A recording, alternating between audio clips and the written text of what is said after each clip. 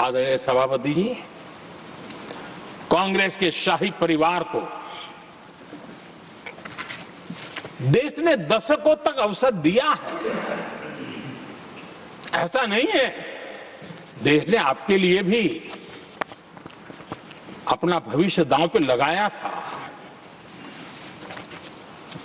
लेकिन आपने गरीबी हटाओ के नारे लगाए, गुमराह किया। लाल किले पर से कांग्रेस के एक भी प्रधानमंत्री के भाषण में गरीबी हटाने की बात ना आई हो, ऐसा नहीं हुआ है। लेकिन किसी भी प्रधानमंत्री ने गरीबी हटाने के लिए क्या किया, वो एक बार भी नहीं आया। वो नारे से अधिक कुछ नहीं था उनका। और मोदी ने रास्ता अपनाया गरीब को एम्पावर करने का, गरीब को सशक्त करने का। और मेरे देश के गरीबों को मैं सलाम करता हूं।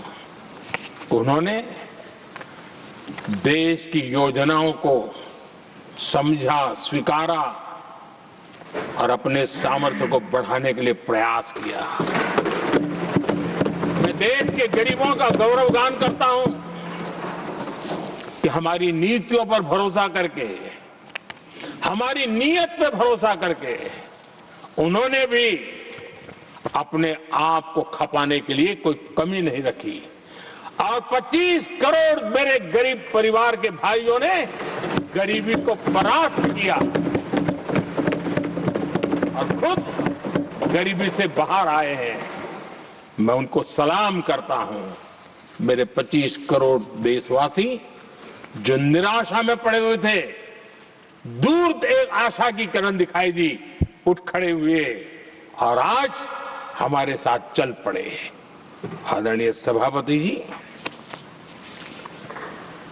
2014 के पहले ये इम्प्लीमेंटेशन की बातें करते थे।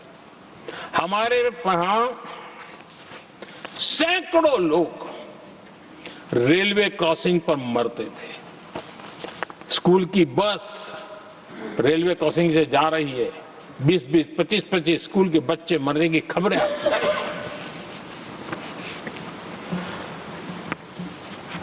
अनमैन्ड रेलवे क्रॉसिंग, वो इतना बड़ा काम नहीं था कि नहीं कर सकते थे। ये काम भी मुझे करना हुआ और हमने सारे अनमैन्ड क्रॉसिंग बंद कर दिए,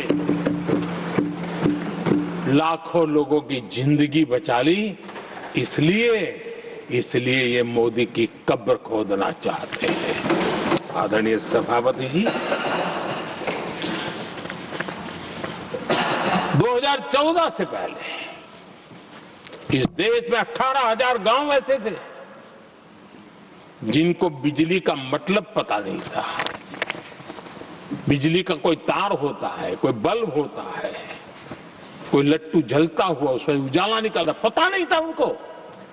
18,000 गांव 2014 के बाद जब आपने हमें दायित्व देशवासियों ने दिया, उन 18,000 गांव जिन्होंने कभी बिजली का मुंह तक नहीं देखा था, बिजली का शब्द भी कान पे नहीं सुना था, उन घरों में उजाला पहुंचाया। इसलिए इनको मोदी की कब्र खोदने के सिवाय अब कोई रास्ता नहीं दिख रहा है। आदरणीय सभापति जी, वो भी एक वक्त था जब देश में बार बार खबरें आती थी, मीडिया में हेडलाइन हुआ करती थी, सरहद की स्थिति के संबंध में बयान आते थे। गोला बारूद नहीं है, बुलेट प्रूफ जैकेट नहीं है, बर्फ के बीच खड़ा है, बर्फ में खड़े रहने के लिए जो जूते चाहिए वो जूते तक नहीं उसके पास। ये खबरें आती थी। हमने देश के जवानों के लिए खजाने खोल दिए। देश के जवानों को जो चाहिए वो देने की कर पड़ी। और इसलिए वो चाहते कि अब तो कोई रास्ता बचा नहीं है, बस कब्र खुदेगी मोदी की। यही एक रास्ता उनके लिए बचा है। आदरणीय सभापति जी, एक बार उत्तर प्रदेश के वर्तमान मुख्यमंत्री जी ने सदन में भाषण करते करते वो रो पड़े थे। दिमागी बुखार के कारण बच्चे, अनगिनत बच्चे मर रहे थे। इनको कभी सूझा नहीं कि इस दिमागी बुखार से मुक्ति दिलाई जा सकती है।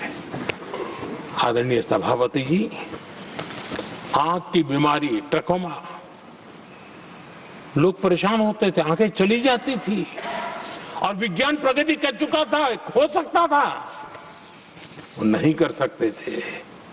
हमने दिमागी बुखार से भी मुक्ति दिलाई और हमने ट्रकोमा से भी देश के लोगों की आंखें बचाई। यही सफलताएं हैं, यही संवेदनशीलता है। समाज के लिए जीने मरने का यही संकल्प है। पल पल,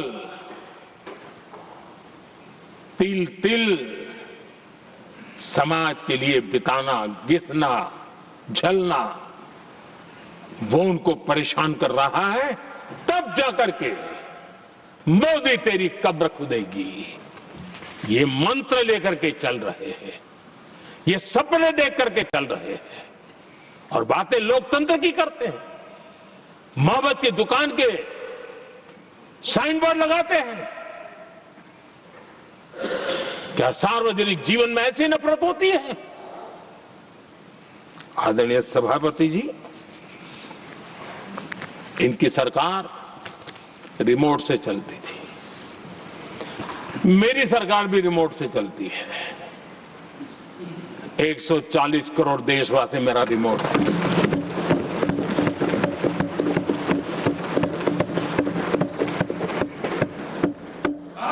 एक 140 करोड़ देशवासियों के सपने, 140 करोड़ देशवासियों की आकांक्षाएं, देश के नौजवानों के संकल्प, इनके लिए हम जीते हैं, इनके लिए सरकार चलाते हैं। सत्ता हमारे लिए सुख का रास्ता नहीं है, सत्ता हमारी सेवा का माध्यम है।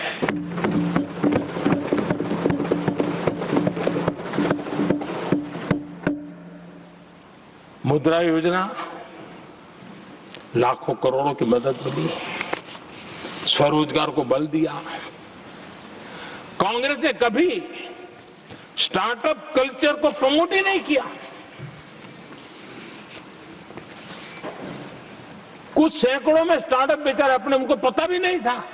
और इनका तो हाल ये है आदरणीय सभापति जी, अपने घर के स्टार्टअप को भी वो लिफ्ट नहीं कर पा रहे।